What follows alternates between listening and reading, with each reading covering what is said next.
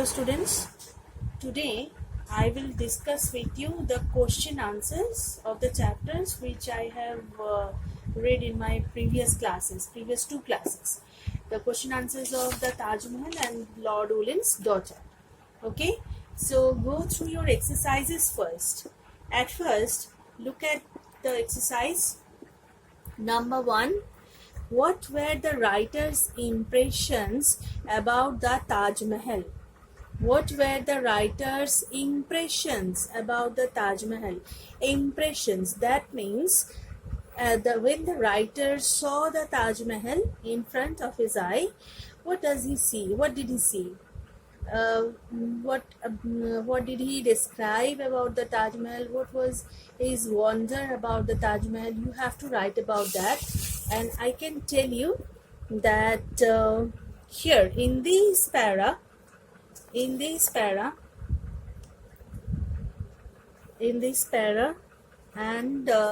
in this portion total, you will find out the description. But you may ask that should we write the whole thing? No, don't write the whole thing. You just write the description about the Taj Mahal. Write down some few lines about the Taj Mahal, and you can find the description from this para to this para. Okay, so write down the description of the Taj Mahal according to the writer, according to the author. Okay, now come to the second question. Describe the situation of this beautiful building. That means where does it situate? Where it is now presently, but it is situated in Agra. It is told here or not. So it is situated in Agra. Okay, in India, it is situated in Agra, the city of Agra, near Delhi. Okay, so you can write down the answer of this question in 1 or 2 sentences only. You have to write the answer in 1 or 2 sentences, but this answer will be a little bit long one.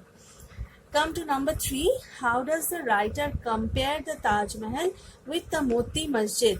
So, Moti Masjid or the Pearl Mosque has been mentioned by the author here.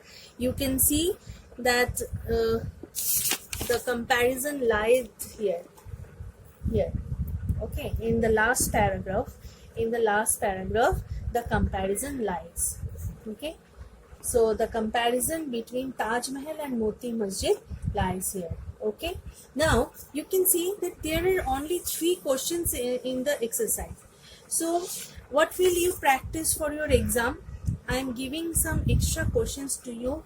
You just write down it with me. Okay, I am writing here some extra questions for you. Extra.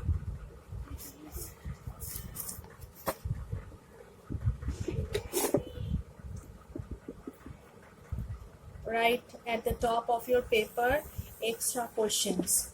Number 1. Okay, I am just telling the question and writing the question. You just follow these things and write down yourself. Okay,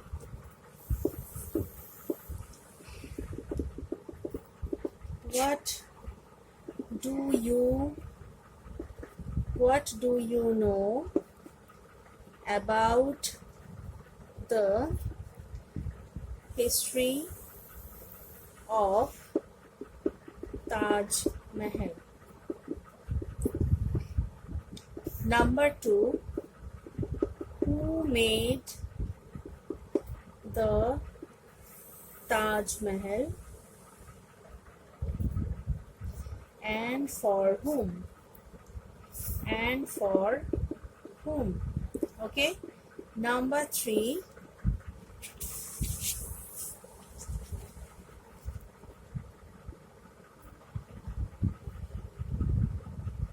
Describe the tombs of the emperor and the queen in your own words. In your own words. Number 4.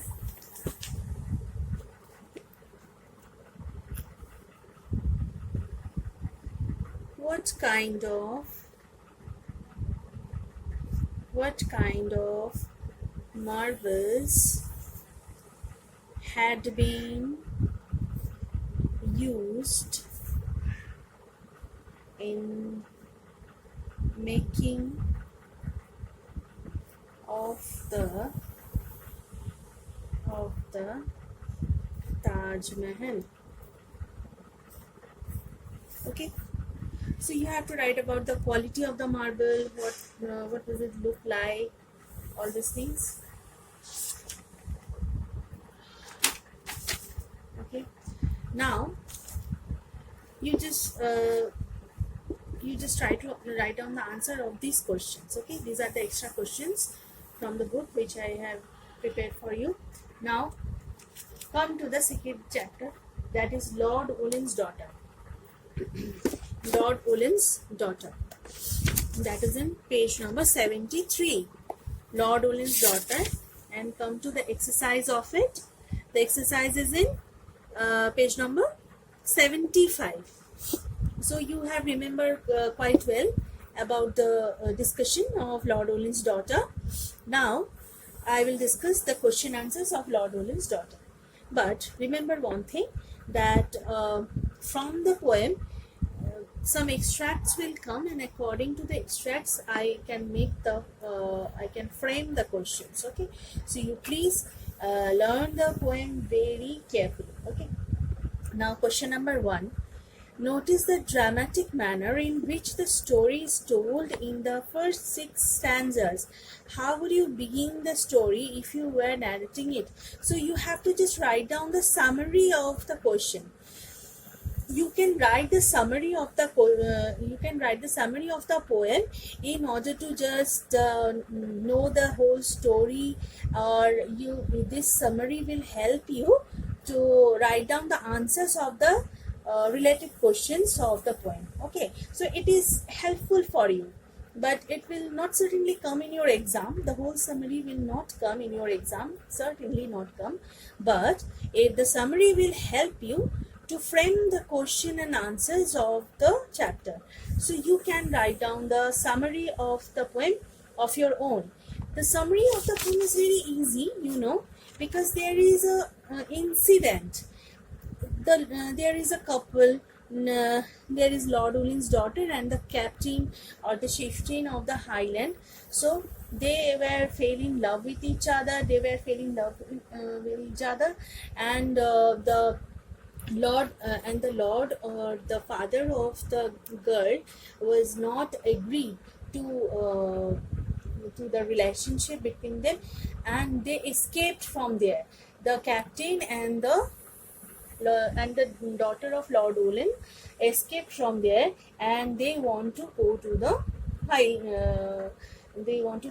highland. Okay, so they hire a boat, and the night was very stormy, and they hire a boat, and they ask the boatman to take them in his boat, and they want to get to the other part of the river. So they just started their journey in the river, and the storm began, and it became very furious. The time passes by. You know the story very well when I had discussed it with you. So you just write down the story according to the stanzas. Okay, just try to write down the summary. Okay, now number 2, sketch the character of the boatman. So it is very important. So sketch the character of the boatman. What do you think? That the boatman, and just telling and giving the idea. So just listen it very carefully. This idea will help you to write down the answer. I want all of you to write the answers yourself. You please try to write the answers yourself. Okay. So the boatman was a very good person actually. He was very generous and kind. isn't it? Because the night was very stormy, and if the boatman was a selfish person, then it was not possible for him to agree to go for a ferry on that stormy night. So he was a very kind and generous person in all, and he died also when the wave came, and then the storm was very furious, and the high tide came, and the wave just engulfed the boat. So three of them, the Lord Oli's daughter, the captain, and the boatman, three of them died, and they sank into the river or the sea. Sorry, it was sea. So it is very quiet and clear. So you can write the answer. Now come to question number 3. Point out the striking words and phrases which describe the fury of the storm. So you have to point out the lines where the storm has been described in the poem. You just have to quote the lines. So you can write like this, that the lines which describe the fury of the storm are as follows. And you have to give a colon and dash, and you have to write down the quotes. Okay. Now number 4. Quote the lines which bring out the sound of the hoofs of the galloping horses. So the hoofs of the galloping horses is given here.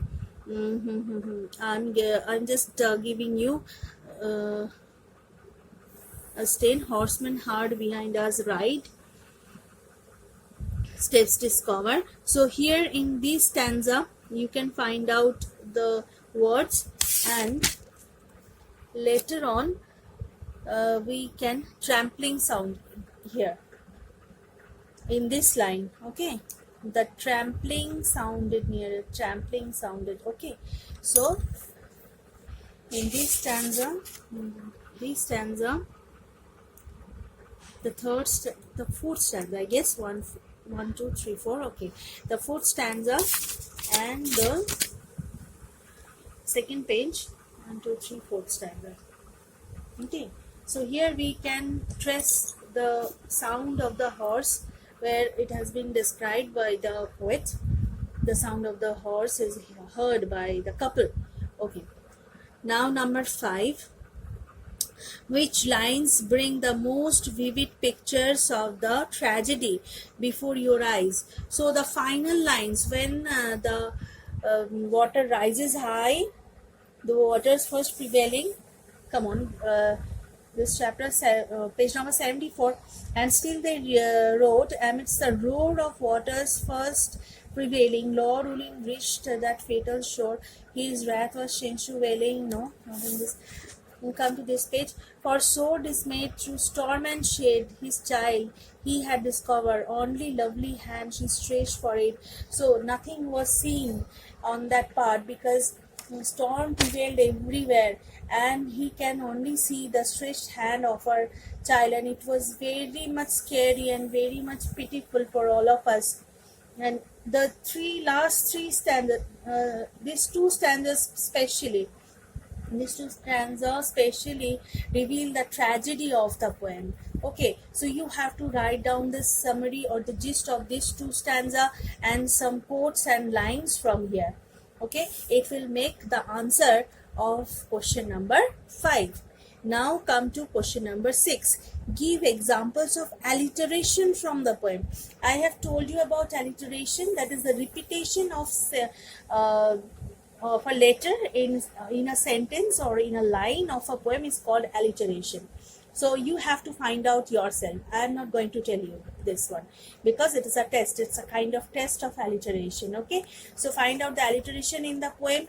I am telling that what is alliteration. Alliteration is a repetition of a letter in a sentence that makes a beautiful sound, or it gives an ornamentation of the to the poem. Okay, so this is alliteration. You have to find it out your own. Okay, now I am giving you just some extra question from this chapter. Okay, so you have to quote these lines like this.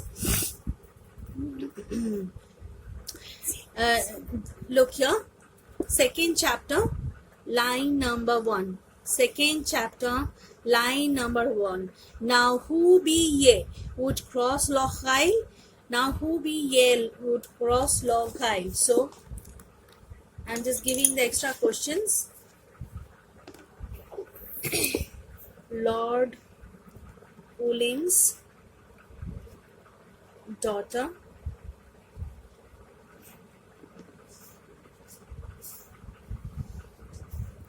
Number 1. Stanza 2nd, line 1. You have to quote the line. I am just giving the hints here. You have to quote the line here. Now, Roman 1, question number 1. Who is the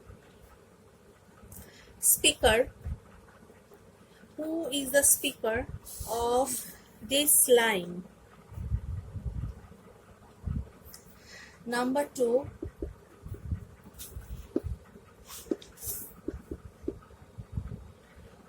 Who were there?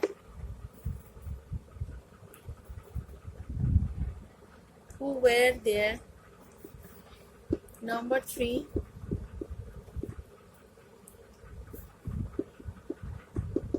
Where did they want to go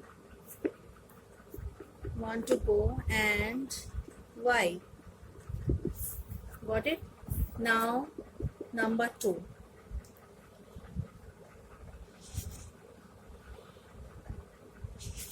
Number 2. Stanza 1, 2, 3, 4. Stanza 4. Stanza 4. Line number 1. You have to quote it. Now according to this line I am giving some reference to the context questions. Number 1. The line is, my blood would stain the heather. My blood would stain the heather. So, who is the speaker? Who is the speaker? Number 2. Why did the speaker think like this?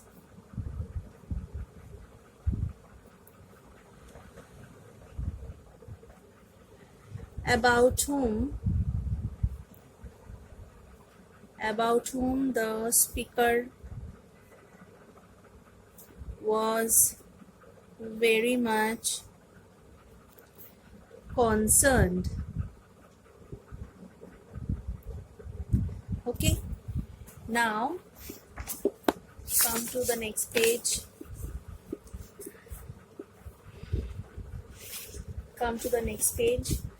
Extra question number 3. Stanza number 1, 2, 3, 4, 5, 6. Stanza number 6. Line number 1. Quote it. Quote the line. You don't write like this. You have to quote the line. Now question number 1. Who was the bony bird? Who was the bony bird? Put bony bird into single inverted comma. Okay. What kind of danger might come to her? Number 3.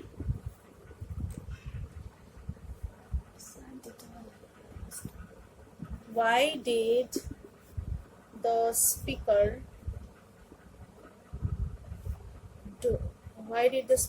don't want to delay? Okay. So number 4. Question number 4. Question number 4. This is the, look here, this is the second last para. Second last para. Come back, come back, he cried in grief. I'm writing for you that. Come back, dot dot, in grief. Put some dot in grief, okay? Put this line. Number 1, who is the speaker? Who is the speaker? Number 2, whom he was calling and why? Number 3, why the speaker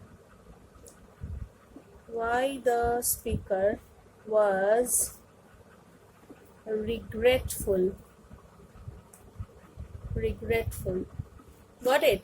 Okay, so you have to do the one thing, that you have to write down the answer of these questions, these extra questions, and the questions which are given in the exercises which I have already discussed with you. Okay, so that's all for today.